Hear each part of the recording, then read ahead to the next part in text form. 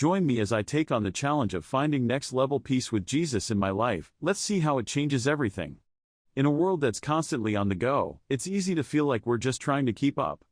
Every day, we're bombarded with news of conflicts, natural disasters, and personal struggles that can leave us feeling anxious and uncertain. But what if I told you there's a way to experience peace that's not just a fleeting feeling, but a deep and lasting sense of calm that stays with you no matter what life throws your way? We all know what it's like to feel overwhelmed by the pressures of life.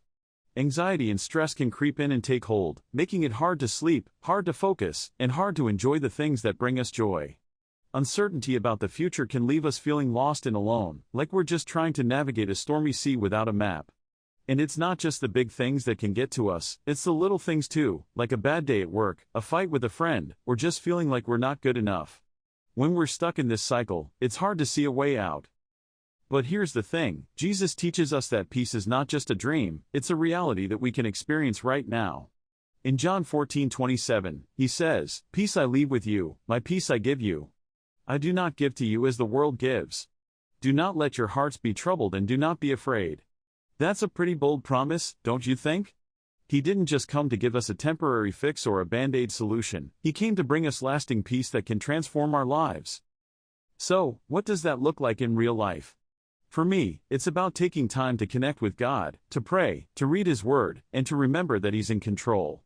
When I do that, I start to feel my worries and fears lifting, and I experience a sense of peace that I just can't find anywhere else.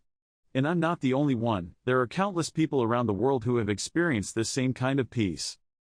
One of the most powerful stories I've come across is that of a woman who was struggling with chronic illness and pain. She felt like she'd lost her sense of purpose and was just trying to get through each day.